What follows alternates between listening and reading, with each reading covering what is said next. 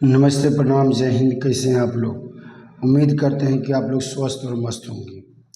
मैं भीम यादव आप सभी को भीम यादव टीचिंग सेंटर के चैनल पर, यूट्यूब चैनल पर आप लोगों को स्वागत करते हैं। और आज यह सेकेंड डे है हीरोन का सूत्र का, और इसके बारे में हम लोग धीरे धीरे जान रहे हैं। पहले ही बता दें कि जितने भी फॉर्मूले हैं उनको हम लोग जान लेंगे बारी बारी से, उसके बाद हम लोग क्वेश्चन पर चलेंगे।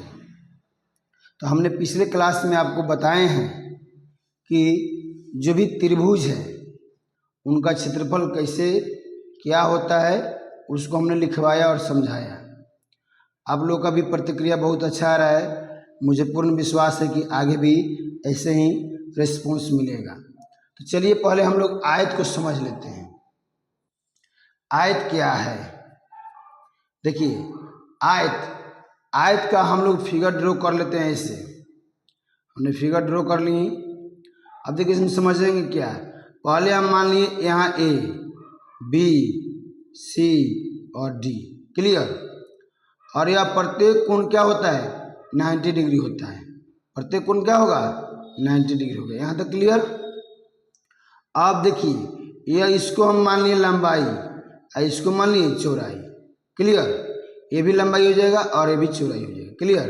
यानी ए बी बराबर ए, अब बी इसको बोल रहा है, ये जितना भी डिस्टेंस होगा ए बी बराबर सी डी, यानी ए बी के बराबर सी डी है, इसका कहने का मतलब। और एक चीज़ और बोला कि ए बी समानांतर सी डी, यानी ए बी समानांतर सी डी, इसका और इसके यह क्या है? समानांतर है, क्लियर। यहाँ बोला ए डी मतलब यहाँ से यहाँ तक डिस्टेंस। बी सी मतलब यहाँ से लेकर यहाँ तक डिस्टेंस, क्लियर। बोला कि ए डी बराबर बी सी, यानी ए डी का जितना डिस्टेंस होगा उतना ही बी सी का होगा। अब यहाँ बोला कि ए डी समानांतर बी सी, यानी ए डी के समानांतर क्या है? बी सी है। यहाँ तक क्लियर। कोण ए बराबर कोण बी बराबर कोण सी बराबर कोण डी बराबर 90, यानी अभी हमने बोला कि जो प्रत्येक कोण का मान क्या होगा? 90 डिग्री होगा। वही चीज़ यहाँ आपको समझाया है। ए सी बराबर बी डी, यानी ए सी जो भी यहाँ विकर्ण होंगे ए सी और बी डी आपस में क्या होगा? डिस्टेंस बराबर होगा। ये आप लोग फिगर से समझ ली। अब इसका क्षेत्रफल क्या होता है, परिमिति क्या होगा, विकर्ण क्या होगा, इसी के बारे में हम लोग जानेंगे बेहतरीन तौर तरीके से और एक खूबसूरत अंदाज से।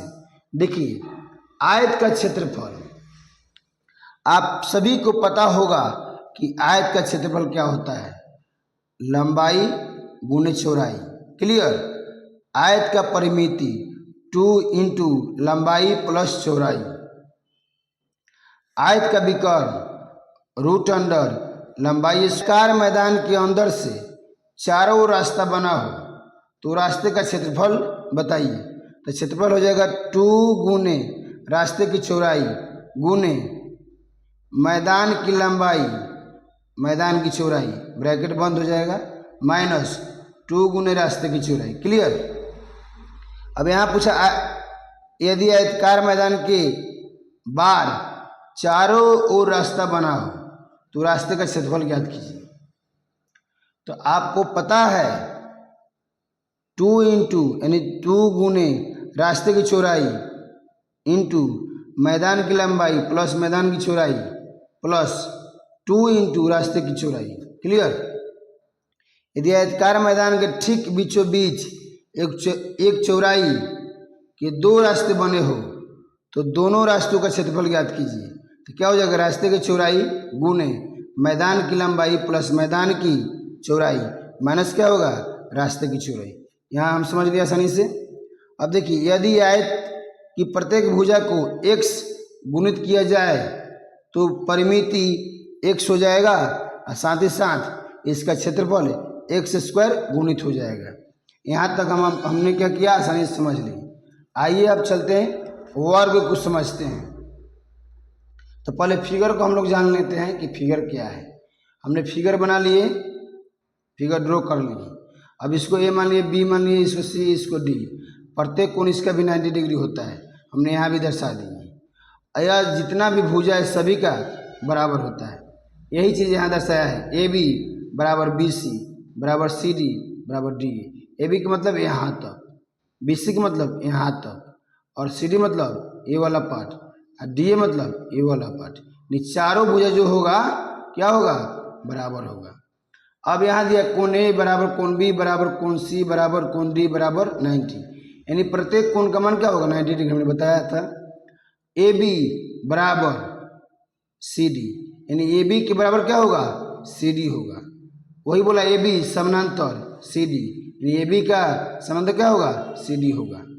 ए डी बराबर, ए डी मतलब ए वाला पार्ट बराबर बी सी, बी सी मतलब ए वाला पार्ट, या क्या होगा ए डी जितना होगा डिस्टेंस उतना ही बी सी का डिस्टेंस होगा। अब यहाँ समानांतर बोला है कि ए डी के समानांतर क्या होगा, बी सी होगा, इस सामने वाला भाग। अब यहाँ बोला ए सी बराबर बी डी, ए सी का मतलब ए वाला पार्ट और यह पार्ट, ए सी का जितना भी डिस्टेंस होगा उतना ही बी डी का होगा, बी से लेकर डी तक। यहाँ तक हम लोग समझ गए। अब आइए इसका क्षेत्रफल, परिमिति, विकर्ण क्या होता है इसको जान लेते हैं। चलिए सबसे पहली बात कि हम लोग जानते हैं कि वर्ग का क्षेत्रफल भुजा स्क्वायर होता है। वर्ग का क्षेत्रफल क्या होता है, भुजा स्क्वायर। वर्ग का क्षेत्रफल जब परिमिति दिया रहे तब परिमिति का स्क्वायर बटा 16, क्लियर। वर्ग का क्षेत्रफल जब विकर्ण दिया रहे तो विकर्ण का स्क्वायर बाई 2 कर लेंगे। उसके बाद यहाँ दिया है वर्ग का परिमिति जब भुजा दिया रहे तो क्या होगा 4 गुने भुजा। यह आपको क्या करना है, अपने नोट बुक में इसको लिख लेना है बारी बारी से, और 1-2 बार रिपीट करेंगे तो आपको माइंड में सेट हो जाएगा। जब क्वेश्चन बनाएंगे तो उस समय आपको सूत्र जितना भी होगा उस सब याद हो जाएंगे। फिर वर्ग का परिमिति बराबर 4 गुने रूट अंडर क्षेत्रफल। वर्ग की परिमिति बराबर विकर्ण गुने 2 रूट अंडर 2। वर्ग का विकर्ण क्या होगा, भुजा गुने 2, इसको रूट 2 गुने भुजा भी बोल सकते हैं, क्लियर। वर्ग का विकर्ण बराबर रूट अंडर 2 गुने क्षेत्रफल। वर्गाकार क्षेत्र के बाहर चारों ओर रास्ता बना हो तो रास्ते का क्षेत्रफल बराबर क्या होगा, तो 4 रास्ते की चौड़ाई, वर्गाकार क्षेत्र की एक भुजा प्लस रास्ते की चौड़ाई, क्लियर। उसके बाद हम जानेंगे वर्गाकार क्षेत्र के अंदर चारों ओर रास्ता बना हो तो रास्ते का क्षेत्रफल क्या होगा, 4 गुने रास्ते की चौड़ाई ब्रैकेट वर्गाकार क्षेत्र की एक भुजा माइनस रास्ते की चौड़ाई। अब देखिए 11 नंबर पॉइंट क्या बोला, वर्गाकार क्षेत्र के बीच में 2 समान चौड़ाई के रास्ते हो जो ठीक बीच में एक दूसरे पर लंबवत हो तो दोनों रास्ते का कुल क्षेत्रफल, यहाँ कुल पूछ रहा है तो बराबर क्या हो जाएगा, रास्ते की चौड़ाई इंटू 2 गुने वर्गाकार क्षेत्र की एक भुजा माइनस रास्ते की चौड़ाई। ये आपका फॉर्मूला, इसको याद रखना। आपको दायित्व है, इसको याद रखिएगा, आपको आसानी से बनेगा। यह बाकी सब तो आपको डेली आएगा, लेकिन यह आपका क्वेश्चन इस पर भी सेट किया जाता है, आपको बताया जाएगा। 12 नंबर पॉइंट देखते हैं, यदि वर्ग की प्रत्येक भुजा को x गुणित किया जाए तो परिमिति क्या होगा, x गुणित हो जाएगा तथा क्षेत्रफल क्या हो जाएगा, x स्क्वायर हो जाएगा। तो यह वीडियो कैसा लगा आप लोगों को, अपने दोस्तों में इस वीडियो को ज़्यादा से ज़्यादा शेयर करें, और जो भी आप लोगों को समझने में परेशानी हो रहे हैं तो उसको अपना कमेंट बॉक्स में अपना राय प्रकट करें। उसके बाद अगर फिर भी आपको समझ नहीं आ रहा है तो फिर से आपको अगले वीडियो में बता दिया जाएगा, कोई परेशानी नहीं।